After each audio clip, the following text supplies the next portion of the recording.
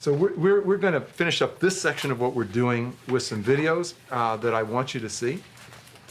This first one, I would be extremely surprised, unless you've gone through the Israel story before, that you would see. I mean, this is a video of a young woman. She is living in an Israeli community that borders the Gaza Strip. And this is like almost a selfie video. I don't know if she just did it. I mean, there's a sound in there. I don't know if the audio engineers can get rid of it at some point, probably not. I think she's on a swing and it's creaking as you go on, and there are all kinds of sounds in the background and so on and so forth. But she's really speaking from her heart. And this was during the period of time, it's in 2014. I don't know if you remember this, but Israel went into Gaza in 2014 to destroy the terror tunnels that Hamas was digging into Israel proper. And they sometimes use little children, by the way, to build those because it's hard to get in there, and many children have lost their lives. But at this point, obviously Israel cannot allow terrorists to dig their way into the country. So Israel went in to destroy those terror tunnels. Now, she's living in an area that once Israel pulled out of the Gaza Strip, there used to be Israeli communities in the Gaza Strip. We had the blessing of visiting them and praying in them when they were still there. But the Israeli government decided, when Ariel Sharon was our prime minister, that again, under international pressure, Israel was pressured, pull out of Gaza, again, this idea of giving up land for peace. And it was a tragic thing in Israel, if you saw it. I mean, literally, the army went in. The Israelis that were living in that area, because it was very, very dangerous, you know, they typically were people of faith. There was a synagogue there, and when the army, remember, there because they believed God gave them the land, the Israeli army went in to evacuate them. And so what they did, the people living there, they went up on the rooftop of the synagogue.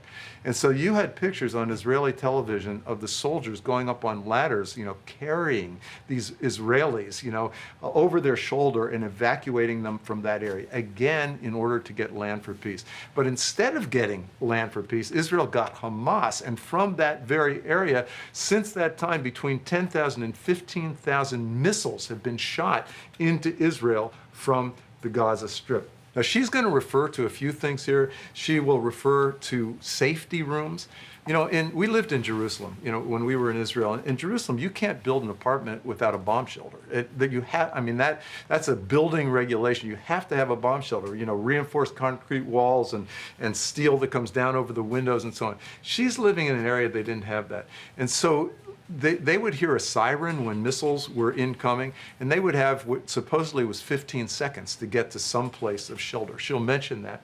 She'll mention the IDF. The IDF is the Israeli army, the Israeli Defense Forces.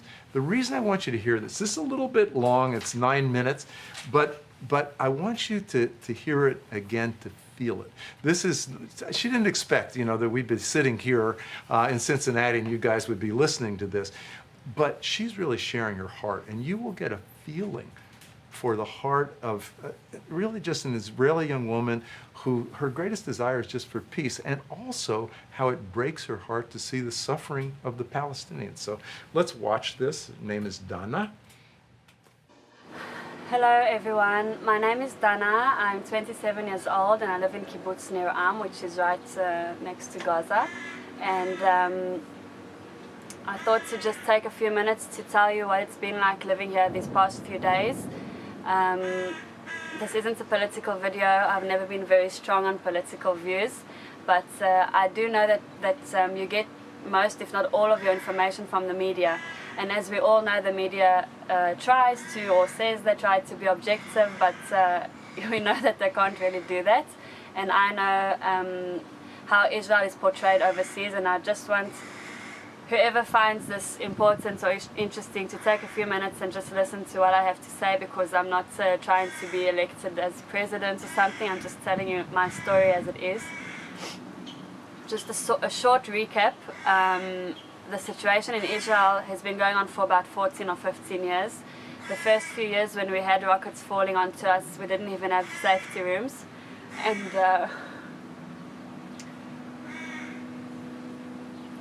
And that means we used to just run to the hallway or the stairs or the toilet and usually cover my brother and sister and just wait for the bomb to fall. Hopefully it won't fall on us. We had days in which we had 30, 40 alarms a day or a night. Many times we just got into the car at 1 o'clock in the morning, driving to a farther away city where we could sleep safely for the next 3 or 4 hours and just wake up early and go back to school and work. And that was just our daily routine. And then we got the safety rooms. Thank goodness I've got one right next to me. And now, supposedly, if the alarm goes off, the Teva Adom alarm, I have about 15 seconds to run to the safety room. I say supposedly because I just spoke to my father this morning. I told him, you know, it's not really 15 seconds, it's more like 5 seconds maybe. Many times the alarm doesn't even finish going off and already the bomb has fallen. So it's relatively better, but still it's scary in that way. But what I wanted to speak about is what's going on here in Israel for the last 2 weeks almost. I don't know how you see the IDF in the news overseas. I'm sure that many times Israel is portrayed as the bad guy, but I know as a citizen, and many times we did have negative feelings about this, that the IDF is very, very humane. Sometimes so humane that they will not bomb a building or a car or I don't know what, because they know there are children nearby, a hospital nearby, and so they will just let a terrorist run free, go dig his tunnel, go shoot his Qassam bomb, whatever, just as long as the IDF doesn't hurt anyone that is innocent. So I know that many children and women and innocent people have been injured and killed this time around, but you have to understand, we do not sit here and applaud their deaths.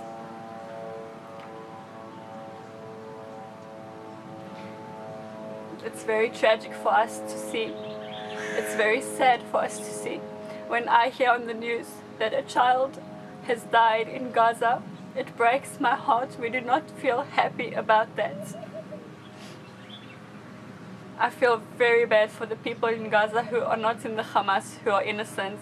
It's just a horrible situation to be in. And so that was important for me to say that we aren't happy about this happening. It's very, very sad. And the IDF and our Prime Minister and everyone always says that they're sorry and it's horrible, and no one's proud or happy about that happening. So that was important for me to say. Up until now, our main threat was the Qassam bombs, and somehow we got used to it.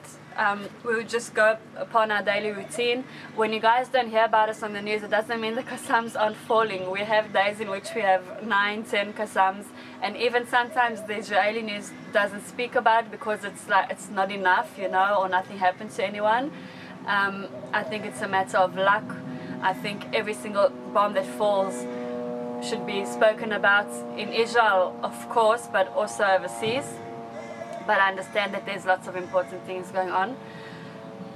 Anyway, we can deal with the Qassam bombs. We have safety rooms. What I'm afraid of is the method that they've been working on for a few years, and now it's been starting to they start to use it now, which is the tunnels. A few tunnels were found in the southern area of Israel.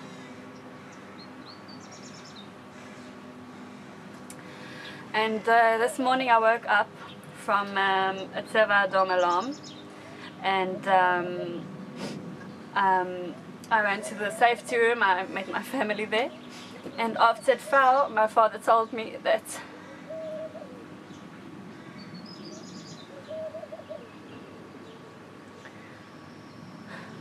they found a tunnel outside our kibbutz. They killed 9 or 10 Hamas terrorists that were already out of the tunnel. It's a space, I can see it from here, it's a space outside of our kibbutz where we go for picnics and stuff. During February and March there's these beautiful flowers there, so people come from all over Israel, and they just came out of this hole and started walking around, and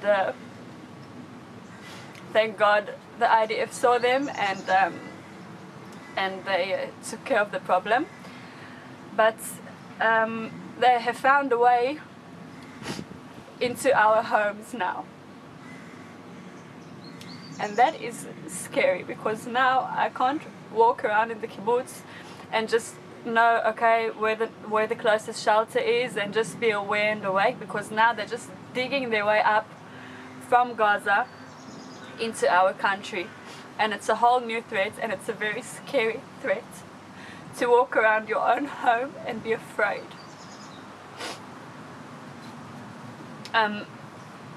People in our area, in the kibbutzim and in Sderot and Netivot and the close cities to Gaza, I think we are very strong, very optimistic.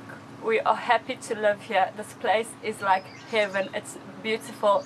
A second after the alarm goes off and I hear the bomb falling in the kibbutz, it's suddenly quiet, and I just see the birds, and I hear the birds, and I see the flowers, and it's just like you were in hell and suddenly you're in heaven on earth, because it's surreal how beautiful this place is. But you have to understand that us being strong and optimistic does not make the situation right.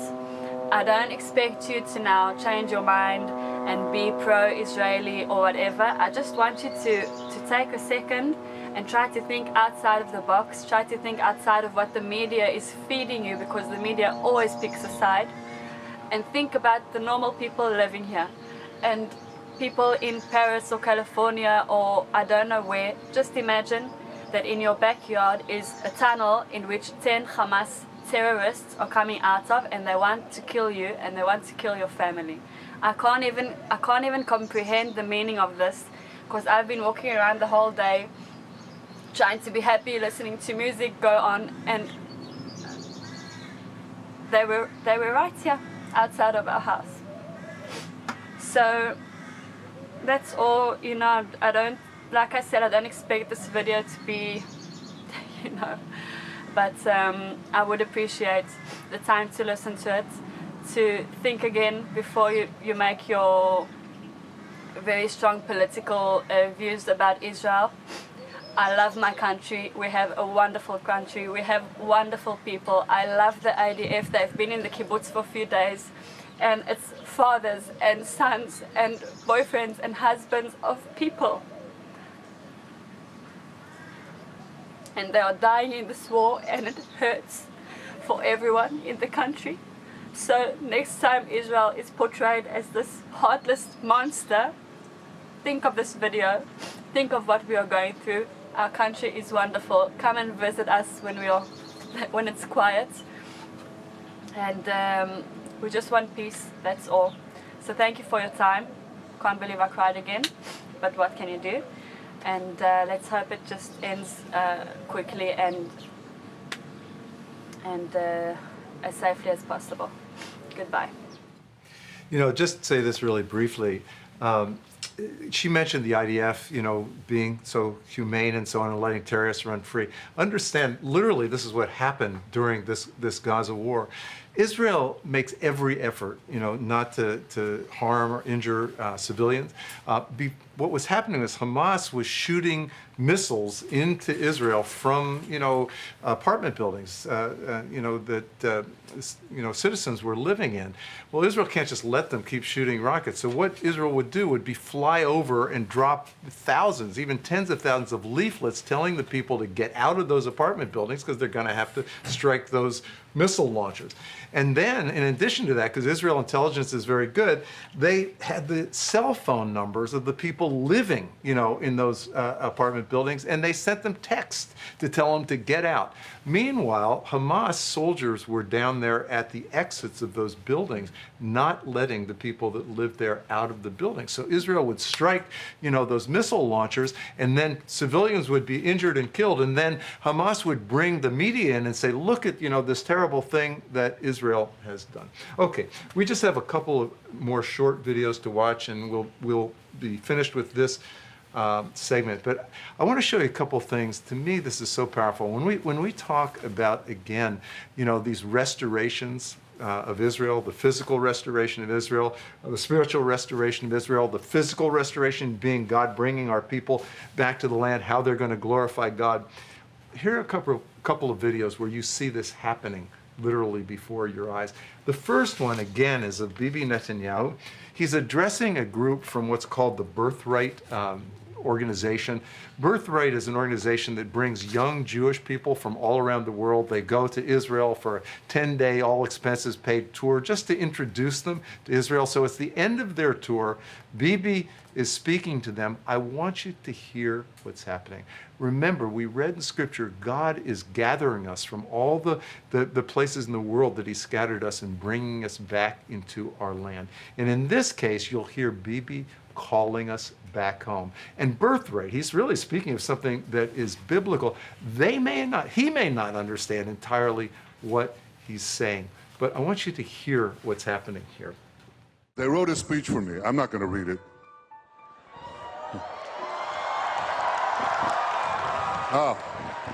Where are you from? Where? Where?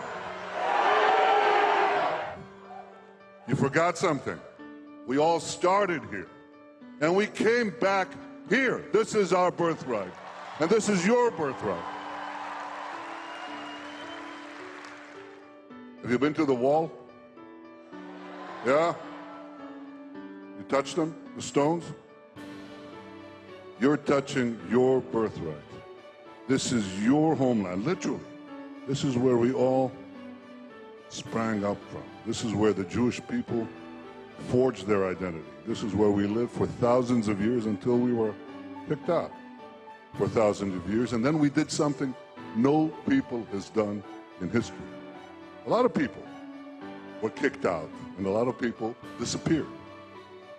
We refused to disappear, and we wanted to come back to our homeland, and we did, against all odds.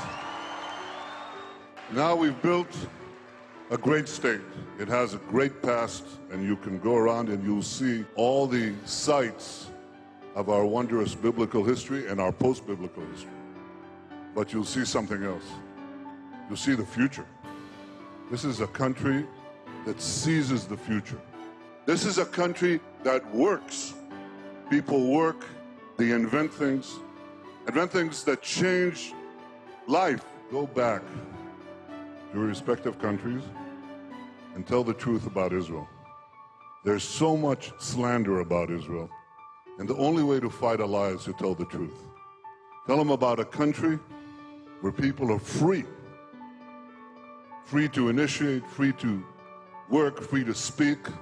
It's a country where you can criticize the prime minister, although he never makes mistakes. It's not obvious you can do that elsewhere. This is a country in which Arabs have full rights, something they've been denied in all the vast lands around us. This is a country where a woman is the chief justice of the Supreme Court, where a woman is a general, and a woman in this country can sit anywhere she wants. That's our position. This is a free country. And if I said, what is the greatest battle that we face? Of course, we live in a tough neighborhood, and we have to defend ourselves. And we have the bravest soldiers in the world to do that. But the most important battle that we have to fight is the battle for the truth. And all of you can become ambassadors for the truth and ambassadors for Israel. I think it's only when you come here that you understand how precious this birthright is. I want you to understand how precious that is. I want you to go back to your countries and tell your families and your friends what you saw here, and tell others. But I have one more request. I know you're waiting for this. See, I'm waiting for this too. I'm waiting for you. I want you to come back here and make Aliyah to Israel and be part of our country here. Whether you decide to do that or whether you stay there, be proud of your birthright, Israel. Thank you very much. Okay, that's Bible, really, coming to pass before our eyes today. One more video. It's relatively short. So we talked about two restorations through which God's going to be glorified. The first one, he's talked about the physical restoration of Israel, bringing our people back. What's the second? Salvation. Okay, the spiritual restoration of our people, reconciling us back to our Abba through our Messiah Yeshua. I'm just going to give you a little feeling for that. This is just one Jewish guy's, a little, very short story about how he came to faith. I like it because he looked real Jewish, so I picked him. But I want you also to hear what he was thinking about, because he was from an Orthodox background before, even what he thought about the Bible and what he thought about the New Testament. Okay, let's watch this, and then we'll be done with this section. Growing up, we always understood that we had our Bible and the Gentiles had their Bible, the New Testament, and that they were two completely separate books. Because the only people I knew who were believers in Jesus were all people in our public school who were Italian Catholic, I imagined that Jesus was Italian. And so the understanding that he's actually Jewish was a shock. And then to hear that the New Testament was written by Jews, I couldn't believe it. My expectation was that the New Testament was like my grandparents had told me. It was a book on how to persecute the Jews, and it's something you should stay away from. Of course, when you're told you should stay away from something, curiosity gets the best of you, and you've got to see it. When I opened the New Testament, I was expecting to find a handbook on how to persecute the Jews. My grandparents had warned me that it was written by people who killed the Jews. That's what I was expecting to see, and yet when I'm opening it, I'm reading a story written by Jews about Jewish people. The New Testament was a fascinating book. And so as I opened this book in the library, I kind of looked around, made sure that none of my friends had seen me taking a Christian Bible off the shelf. And I opened it, here's the first sentence. It says, "This is the genealogy of Jesus the Messiah, the son of David, the son of Abraham." So 3 people are mentioned, and they're all Jewish. I was very shocked. And as I continued to read, I'm reading the story of a Jewish man who was born in a Jewish village, in a Jewish country, and one day walks into a synagogue and announces that he is the Messiah. The more I read the words of Jesus, the more I became attracted to him. It was as beautiful as anything I had ever read in any other part of the Bible. As I came to faith that Yeshua, that Jesus was the Messiah, it was clear that that was the most Jewish thing I could do. This is not a person who's a renegade to our people. This is the one who was promised in our Bible. The 53rd chapter of Isaiah. It is astonishing. If you would just read that chapter, just without the Bible being around it, you would say, oh, this is some Christian Bible. This is Jesus. When you realize, though, that it's in the middle of our Bible, our Jewish Bible. When I first came to faith, I dared not tell my father, because this is a time period in the 1970s when there were lots of gurus and cults, and he was very concerned about me getting involved in some crazy sect and going off someplace. So I waited for months, and when I finally told him, he was very skeptical. On his own then, he started to read about Jesus as well. About a year and a half later, I told him that the fellow who wrote one of the books that he had read, that this fellow was giving a lecture in the city of New York. And he agreed to come out to hear that person. And one of the most amazing moments of my life was the speaker said, "Would everyone here who is a Jewish believer in Jesus, would you raise your hand?" And I raised my hand. My father also raised his hand.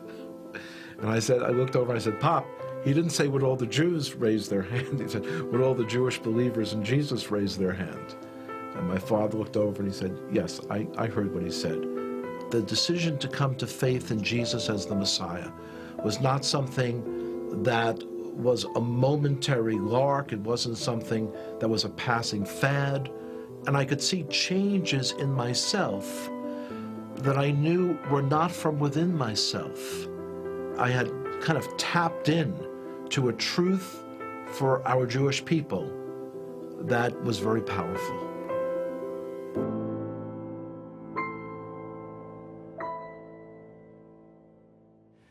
That's literally what it's all about. And when I said before that we are living in an amazing time, there are more Jewish people coming to faith in Yeshua today than there have been since the first century. At this point, again, they estimate there are between 150 and 200 Messianic Jewish congregations in Israel. And you know, when Aryeh, our son Kalev's father-in-law, was growing up, again, you could almost count the believers in Yeshua on your two hands. Today, they're estimating between 15,000 and 20,000 Jews in Israel who are followers of Yeshua. And that's just the first fruit of the salvation of Israel.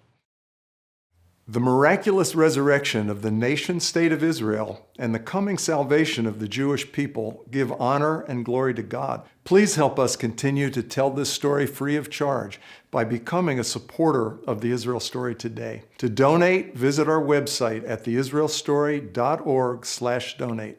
Thank you.